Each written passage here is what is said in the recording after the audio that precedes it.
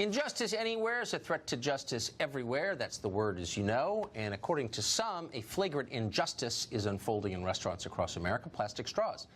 Some say the billions of plastic straws Americans use every year are harmful to nature, turtles specifically, and they ought to be eliminated.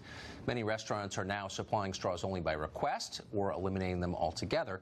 In Seattle and Santa Barbara, plastic straws are banned. You can be fined or go to prison for distributing them. June Ives is executive director of Lonely Whales, which supports the anti-straw campaign, and she joins us tonight. June, thanks for coming on. Tucker, thanks for having me. You know, maybe unlike some people, I don't think it's crazy to worry about what plastic does to sea animals, and I'm really bothered by the effect that straws have on turtles. Honestly, I mean, it sounds maybe dumb to some of our viewers. I don't like that. I guess what bothers me is the solution. Now, the overwhelming majority of plastic waste in the ocean does not come from the United States. We're not a big littering country. It comes from Asia, as you know. So why not put pressure on the Asian countries that are dumping this crap into the oceans and leave American restaurant diners alone? Well, Tucker, first, it's really a pleasure to be on the show to talk with you about plastic pollution. And you're right, America is in the top 20 of polluters of plastic when compared to all the other countries around the world. Yeah. We should be focusing everywhere at the same time. So our campaign, when we started it just 2 years ago, it wasn't an anti-straw campaign. It was really intended to raise awareness about the state of plastic pollution, not just in the United States, but elsewhere. And since we've launched it, we've had requests from folks in India, Indonesia, Taiwan, Vietnam, even in China, which might be a surprise, but even in China, to say, well, what can I do about the plastic pollution crisis? Not necessarily the straw, but really the plastic pollution crisis overall. And again, I think I'm kind of for that. I guess what bothers me is the emphasis. So threatening diners or restaurants in Santa Barbara with jail time if they give out straws, probably less effective than saying to China, hey, you're just spoiling the earth, comma, which they are, comma, and nobody ever says anything about it because they're like a third world country and we feel super guilty and we can't tell them what to do. But they're responsible for the bulk of the pollution in the world, and you guys never say anything about it. Why is that? Well, we actually do say something about it, and what was interesting about what China just did this last year is they said no thank you to developed countries' trash anymore. They said, stop sending it to us. We're not going to take it anymore. You're going to have to deal with it yourself. And so cities across the United States, as well as in UK, are starting to scramble a little bit to figure out, well, where do we then send it?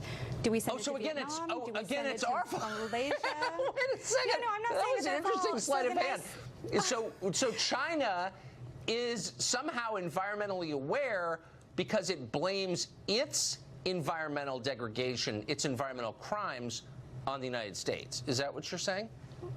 No, I don't think I said that. But what I did say is that for a long time, the United States and other countries have been sending our waste elsewhere for them to deal with it, either to recycle it or to incinerate it. But the fact is, I don't know if you've traveled internationally quite a bit, but I have. Littering is not an American problem. You go to the Middle East, you go to Asia, you go to Russia. People throw stuff out the window. They throw it off their boats. They throw it off their docks. They pollute in a huge way.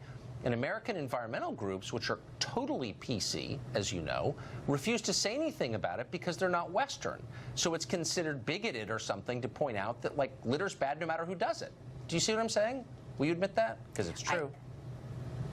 Well, I do think so what I will admit is that we've got a problem with trash globally. So in the United States, I don't know if you knew this, only 9% of our trash is recycled on an annual basis. That's held steady since the year 2012. So we have work to do in the U.S. Of course, there's work to do elsewhere as well. And what we're really excited about right now is seeing the awareness from policymakers, from corporations on a voluntary basis, not on a mandatory basis where people are saying this is what you should do, but others are stepping forward and saying we have to do something. We all have a part to play in this. But by something, though, I mean, let's be, again, I kind of met you more than halfway by saying I actually hate pollution, I hate littering, right. I hate filth, and I don't think you should hurt animals if you don't have to. I really believe that, okay? So I conceded that. But let's just be real for a second. Of all the problems that we face, like 50,000 people died of opioid ODs last year. Are straws in Santa Barbara really kind of in the top 100 problems? Like, why aren't we focusing on the things that matter most? Well, I think focusing on plastic pollution now is important to do. We're expected to see an increase in plastic production and still not an increase in waste management infrastructure globally over the next 10 to 15 years. It's only going to get worse, Tucker. And as you know, as a fisher, the last thing you want to do is you want to see plastic pollution in the waters where you fish. Okay, but honestly, the law of unintended consequences cannot be repealed.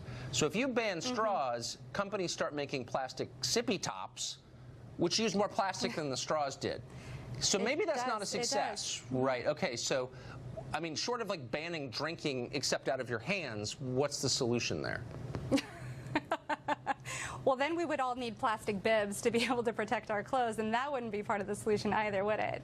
What I'm really excited for, there are companies like Dell Corporation, Human Scale, Interface, others that actually are working with countries like Indonesia and Chile and even in the Philippines to say, how do we take all of that plastic waste that's on your beaches, on your riverbeds, on your shorelines, and how do we help you build infrastructure and then take that waste product and actually turn it into chairs or turn it into carpet tiles. If somebody comes to, really quick, we're almost out of time, but this is a personal obsession of mine. If someone comes to our country from another country and gets caught littering, like dumping a trash bag out the window, why wouldn't we deport that person, honestly? Oh, gosh. I mean, I feel like we should deport people who do that anyways, who are U.S. citizens. We all should care for this country, right? Well, if you're a citizen or not, semi-agree with that. But the ones that we can deport, why don't we actually deport? And I'm not joking. Come to our country and you litter, which a lot of people do. Why don't we put up with that exactly, do you think? I'm worried about my neighbors. I walk down the streets of Seattle and I see way too many cigarette butts in the street, Tucker. What are we going to do about that problem? And those are U.S. citizens. Smoke unfiltered. June, thank you. Great to see you. Thank you. It was a pleasure. Russia's the real threat to America.